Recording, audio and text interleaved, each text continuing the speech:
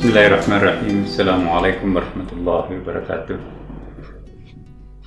Alhamdulillahirabbil alamin wa bihi nasta'in ala umuri dunya waddin.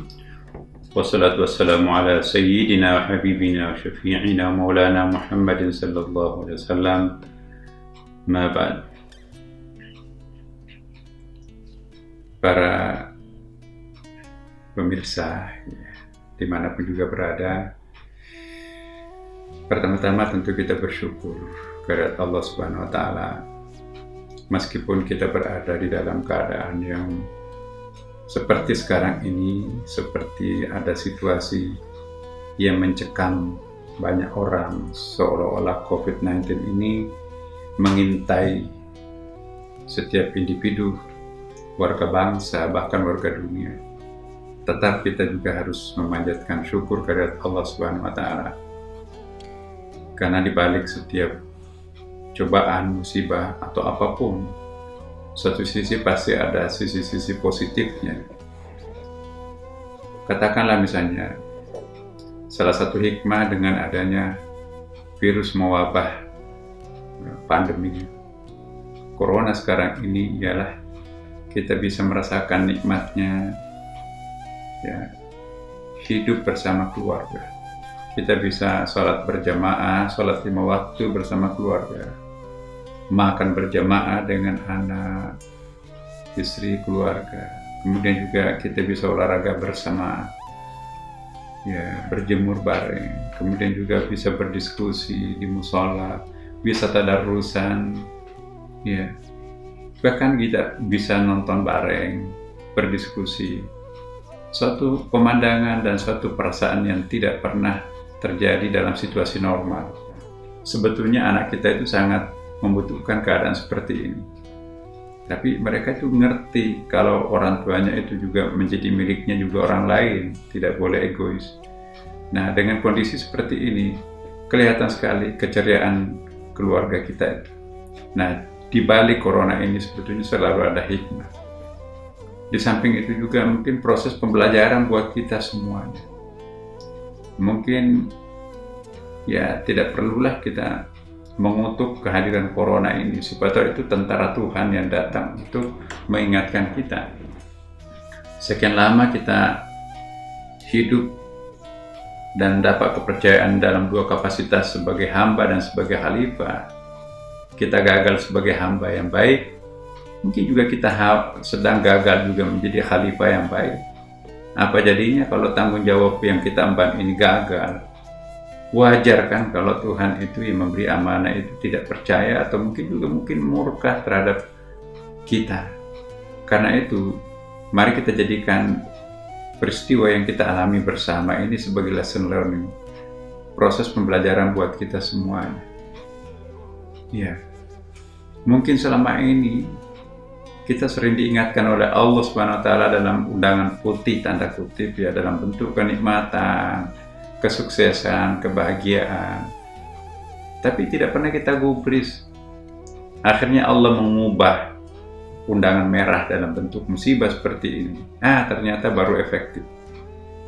Jadi, mari kita menjadikan peristiwa ini sebagai bahan evaluasi diri sebetulnya.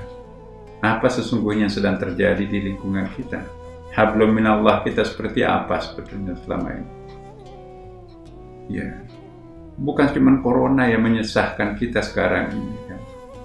Gunung yang tadinya indah, menawarkan kesuburan, tiba-tiba kok meletus, mengancam nyawa, bahkan memusnahkan di sekitarnya. Laut yang selama ini mengantarkan kontainer ke Amerika, ke negara-negara lain, tiba-tiba menggulung jadi ombak besar dan tsunami memusnahkan. Angin yang berfungsi sebagai penyerbukan untuk melakukan pembuahan. Karena kan seperti jagung, tidak mungkin akan ada pembuahan jagung tanpa ada perkawinan. Kita kenal dengan teori penyerbukan dalam ilmu pertanian itu kan. Penyerbukan itu membutuhkan angin sepoi-sepoi. Mangga itu berbuah karena ada angin. Jagung berbuah karena ada angin. Tapi kok anginnya bukan lagi berfungsi sebagai angin rahmat, berfungsi sebagai angin yang sangat menyusahkan. puting beliung melulantakkan bangunan, rumah berterbangan, area pertanian juga pada hancur, mobil-mobil, bahkan juga sampai laut pun juga tidak bisa kita melaut. Kenapa seperti kompak alam raya ini tidak lagi bersahabat dengan manusia? Gunung meletus, gempa bumi juga bersahut-sahutan satu tempat dengan tempat yang lain. Tiba-tiba muncul lagi corona ini. Sebelum corona ada demam berdarah, sebelum demam berdarah ada SARS, sebelumnya itu ada flu burung, sebelumnya itu juga ada meningitis dan seterusnya. Kenapa satu persatu makhluk yang paling kecil Allah ini, bahkan begitu kecilnya tidak bisa kita saksikan, tiba-tiba menjadi ancaman buat kita, lumpuh total. Negara superpower seperti Amerika, Cina, Rusia lumpuh total oleh makhluk Allah yang sangat halus ini. Ini satu pertanda bahwa manusia itu nggak ada apa-apanya. Makhluk kecil Tuhan yang sangat halus itu pun juga membuat kita lumpuh. Itu belum dajalnya, itu belum malaikatnya. Kayak apa kita? Jadi ini proses pembelajaran buat kita semuanya.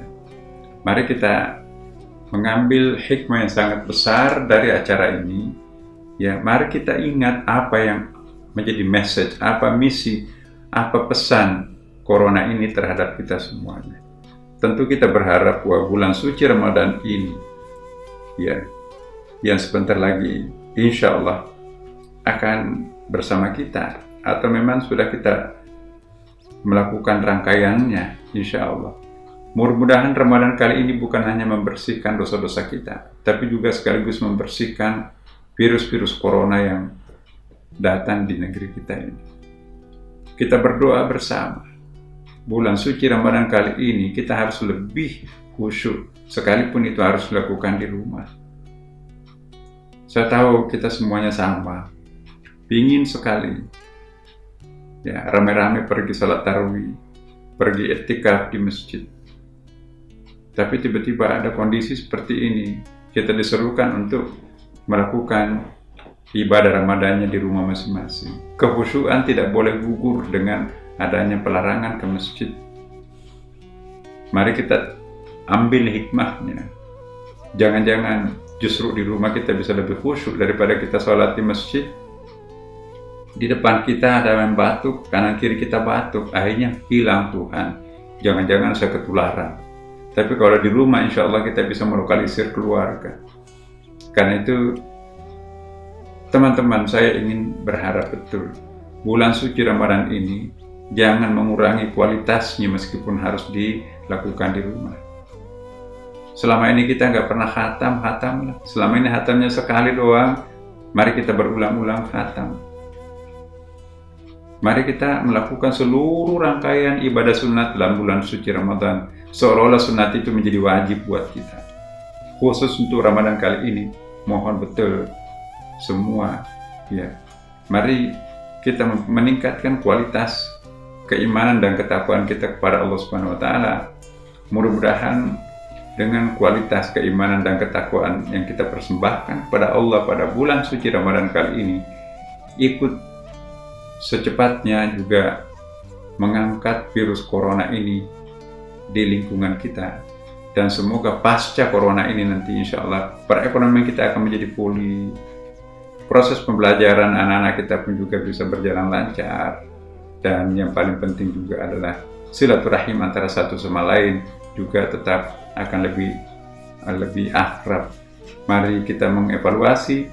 Semoga kita semuanya insya Allah mendapatkan kebahagiaan, ketenangan seusai menjalani ujian yang berat ini. Percayalah teman-teman, di balik setiap ujian pasti ada kenaikan kelas. Demikian, semoga Allah memaafkan kita semua dan kita memanfaatkan hari ini insya Allah untuk lebih dekat dengan Allah Subhanahu wa Ta'ala. Demikian, wallahul muwaffiq. Wassalamualaikum warahmatullahi wabarakatuh.